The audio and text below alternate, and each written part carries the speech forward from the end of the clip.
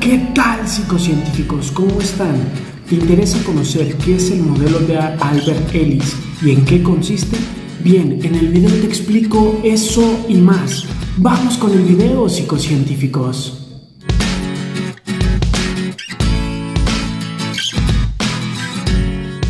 Albert Ellis fue un psicoterapeuta estadounidense que desarrolló la terapia racional emotiva, o por sus siglas TREC.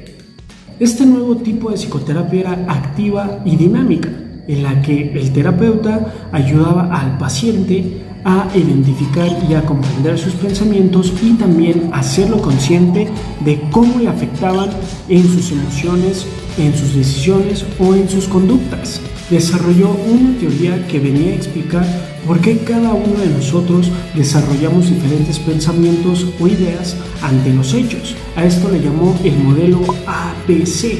La idea de este modelo está inspirada en el filósofo griego Epicteto, que decía que las personas no se alteran por los hechos en sí, sino por lo que piensan de los hechos. En el inciso A encontramos todas las situaciones que pasamos, los acontecimientos activadores, las situaciones cotidianas, etc. Puede ser un despido del trabajo, una circunstancia en la escuela, un trauma de cuando éramos adolescentes, cuando éramos niños o niñas, cualquier circunstancia o evento que nos haya pasado en nuestras vidas. A esto corresponde el inciso número 1 o el inciso A más bien. El inciso B corresponde a nuestras creencias o nuestros pensamientos acerca de lo que ocurrió.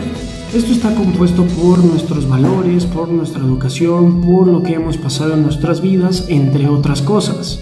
Normalmente los pensamientos aparecen de manera automática y a veces nos pueden traer tanto consecuencias positivas como consecuencias negativas. Pueden ser lógicas o racionales, que se transmiten en forma de deseos, o ilógicas o irracionales, que se transmiten de forma de exigencias. Algunos ejemplos: despido del trabajo.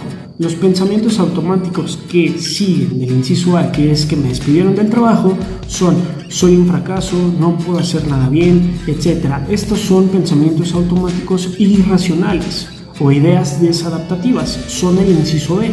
Tengo un fuerte dolor de la espalda, puede ser los pensamientos automáticos, que vendrá siendo el inciso B. Soy un flojo, debí apuntarme en el gimnasio, debí tratarme cuando me empezó a doler, etcétera, etcétera. Pensamientos automáticos irracionales. El inciso C del modelo ABC es cómo actuamos o cómo nos sentimos después de nuestros pensamientos o después de que interpretamos de manera racional o irracional lo que nos pasa. Si interpretamos de una manera irracional, van a traer consecuencias tanto emocionales como conductuales, negativas. Si interpretamos de manera adecuada y de manera racional, va a traer consecuencias emocionales positivas y consecuencias conductuales también positivas. El ejemplo de me despiden del trabajo como acontecimiento A en el B es: soy un fracasado, no puedo hacer nada bien, soy una tonta o soy un tonto. Las consecuencias emocionales son: me siento enojado, me siento triste.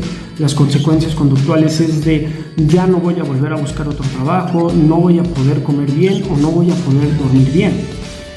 En el caso del inciso A, me duele la espalda, el inciso B es que debí meterme al gimnasio, soy un inútil, ya ves, ya te estás afectando. Las consecuencias emocionales pueden ser sentirse triste o culpable, y las consecuencias conductuales es no voy a hacer algo para hacerme sentir bien o para sentirme mejor. Recuerda suscribirte a nuestro canal de YouTube y dejar tu like. Déjame un comentario si ya conocías este modelo cognitivo-conductual para trabajar con pensamientos y comportamientos. Es un trabajo muy importante en terapia, trabajar con estas ideas irracionales o distorsiones cognitivas por medio de identificarlas y confrontarlas, analizarlas de manera objetiva para crear pensamientos racionales que nos permitan sentirnos mejor con nosotros mismos o con nosotras mismas. Muchas gracias por quedarte hasta el final del video. Recuerda suscribirte, darle like y compartir nuestro video. Nos vemos muy pronto, psicocientíficos.